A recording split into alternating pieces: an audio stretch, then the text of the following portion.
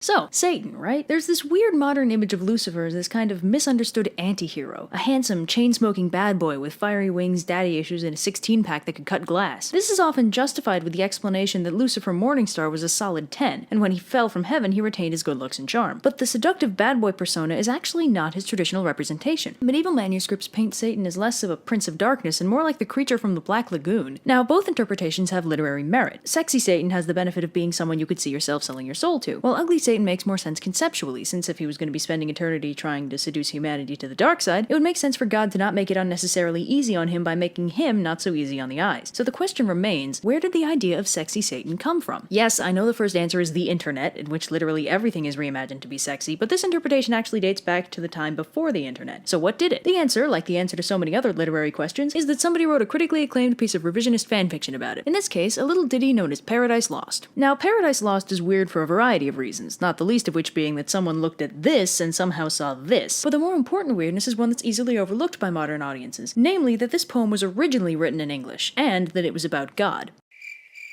Okay, let me clarify that statement a little. Basically, Paradise Lost was an epic poem written at a time when the thought of writing an epic poem on anything but the Greco-Roman pantheons was pretty much unthinkable, let alone writing it in a garbagey commoner language like English. And on top of that, to complete his, inverse blasphemy, Milton began his poem by invoking a muse, in traditional epic poetry fashion, but rather than pollute his nice biblical epic poem with the actual Greek muses, he instead went straight to the top and invoked the Holy Ghost himself to serve as the inspiration to this charming vignette. That's right, much like his protagonist, Milton was breaking all the rules. So our story begins, unsurprisingly, in hell, shortly after Sexy Satan and his pals were cast out of heaven. There's a more detailed explanation later, but the short of it is Sexy Satan called out God in front of all of his friends, there was a big old war in heaven, and Satan and his friends unsurprisingly lost. Now this is played like a fallen hero confronting a tyrannical ruler and being brutally crushed, but seeing as the POV character is, Satan, that perspective should probably be taken with a grain of salt. This reaches absurd heights when Sexy Satan dramatically begins to rally his fallen comrades, no pun intended, in a dramatic, heartfelt, and rousing speech that touched hearts around the world and should never be forgotten. And neither should the fact that it was being said by Satan. So anyway, this time, says Satan, they're gonna need to be sneakier because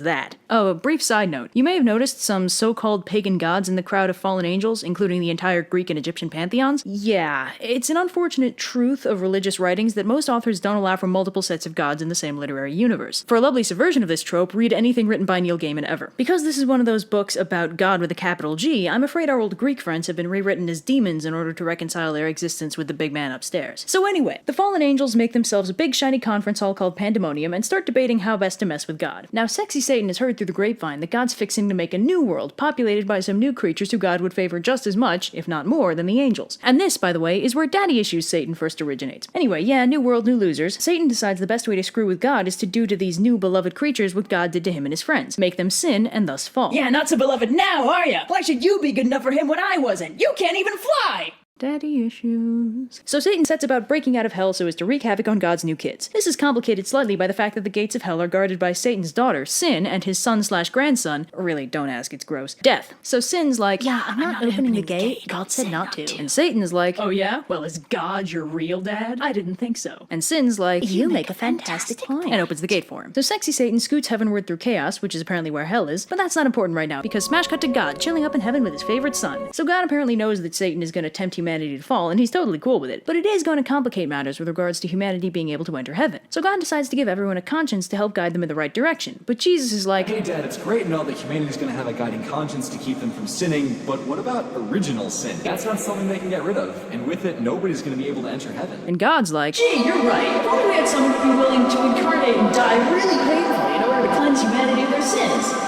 So, could I get a volunteer from the audience? Jesus, my boy? You want to do your old man proud? So Jesus agrees, and God explains that Jesus will incarnate, die really painfully, defeat Satan and death itself, initiate the rapture, seal off hell, and become the sole ruler of the universe. Not necessarily in that order. Anyway, back to our nominal hero Satan, who's popped out into the solar system and encountered Uriel, the angel of light, who's hanging out on the sun, presumably for thematic appropriateness. So Satan disguises himself as a cherub, probably the more non-threatening version, and innocently asks Uriel which planet God's been building Eden on, since he really wants to get a little peek. Uriel points him Edenward, and Satan touches down in paradise. Now this is where Satan abruptly lapses into brooding self-pity, pondering how the true true hell is the misery he brings with him. Wow, you know, that sounds like a much easier problem to solve than actually being in hell. Have you considered yoga? So sexy Satan runs away from his emotional problems and hops into the Garden of Eden to spy on Adam and Eve, who are hanging out and being all lovey-dovey. So Adam casually mentions that the only rule in Eden is not to eat the fruit of knowledge, so sexy Satan's like, Ha! For my brilliant plan, I'll make them eat the fruit of knowledge. Inspired. However, our hero Satan is discovered by the forces of heaven, led by the Archangel Gabriel, and they try to outcool each other for a few minutes before God gets tired of all the preening and tells Satan to scram before he gets his ass kicked. So Adam and Eve wake up the next morning, but Eve apparently had a bad dream involving a sexy angel telling her to taste his apple. So in the dream, Eve ate the apple and flew up to heaven with the angel guy. Yeah, what a horrible nightmare. So Adam's like, Oh, there's no need to worry, darling. I know you'd never eat anything you're not supposed to. So anyway, that evening, the angel Raphael comes down for dinner, mildly concerned about the prospect of Satan wreaking havoc in paradise. And he tells Adam and Eve what happened in heaven to facilitate the creation of hell and the fall of Lucifer. I'd explain in detail, but this is supposed to be a summary video, so instead I'll boil it down to 2 words. Daddy issues! That's right! Satan, used to being the big man's favorite creation, got all huffy when God introduced fan-favorite Jesus to the angel crew, and he felt like his spot at the top of the popularity charts was being threatened. Now, like any reasonable anti-hero, he decided to resolve this in the most needlessly self-destructive manner possible, guaranteeing that if he wasn't going to be God's favorite, he'd be his number 1 problem. And then war in heaven, blah blah blah, Jesus saves the day, blah blah, creation of the earth. Eve gets bored and wanders out halfway through, and I'm half tempted to join her. Hey, cut me some slack, I'm on vacation! So anyway, the next morning, Adam and Eve have a bit of an argument. Adam thinks they should work together in the gardens, while Eve thinks Adam's not the boss of her. And meanwhile, Satan sneaks back into Eden and possesses a snake, then lies in wait for one of the humans to come wandering by. Soon, who should appear but Eve, who's decided that asserting her independence while Satan is actively gunning for her and her husband is the best way to spend an otherwise lazy Wednesday. Oh, and here's another sexy bad boy trope for you. As soon as Satan claps eyes on the lovely Eve, he momentarily forgets his anger and hatred and is simply entranced by her ethereal beauty. And this is sort of a subtrope of the various love redeems the bad boy tropes, where the heroine's mere presence does a lot to soften the anti-hero. This handily saves the writer from having to write the heroine with more complexity than, she's like so hot and super forgiving, so he can focus on the man crush Monday that is his bad boy anti-hero and his various emotional issues. Luckily for all of us, this trope is subverted very quickly as sexy Satan steals his nerves and lets the hate flow through him as he gears up to trick Eve into falling. So he gets Eve's attention, and Eve's like, what? Talking snake? And Satan's all like, Yeah, that's right, babe. I talk. and Eve's like, I didn't know that was a thing. And Satan's like, I bet there's a lot you don't know. Like, for example, a little old snake like me could gain the power of speech by sampling one of those delicious-looking apples from that tasty forbidden tree. and Eve's like, oh, yeah, I can't do that. I'll die or something. And Satan's like, Come on, babe. Don't you think God would admire your initiative for doing literally the only thing he told you not to do? It's not like he'll kill you or anything. I mean, I totally ate one. It's not like God cast me out of paradise over something as dumb and insignificant as that. and Eve's like, Well, when you put it that way. so Adam's like, Oh man, Eve.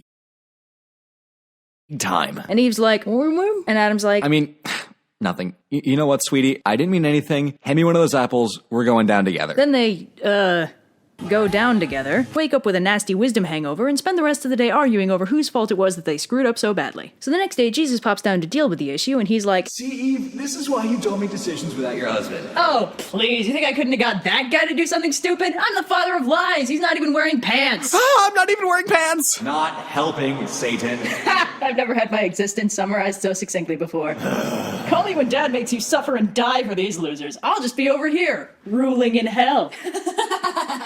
daddy issues? I heard that. So Satan returns triumphant back to hell, but the coolness of his re-entry is diminished somewhat by the fact that he and all his friends are abruptly turned into snakes, as punishment for the whole tempting humanity to fall thing. Don't worry, it doesn't stick, and he's back to his old sexy Satan-y self again shortly thereafter, but I imagine it's still rather jarring. Meanwhile, sin and death are wreaking havoc in heaven, God's trying to reorganize the solar system, and Adam and Eve are reconciling after that little hiccup in their relationship. Then they get thrown out of paradise.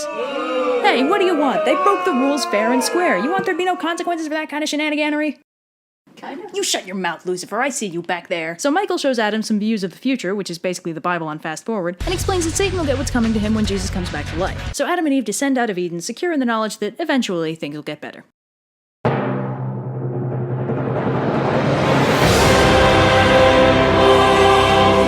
Awesome. This was a terrible idea.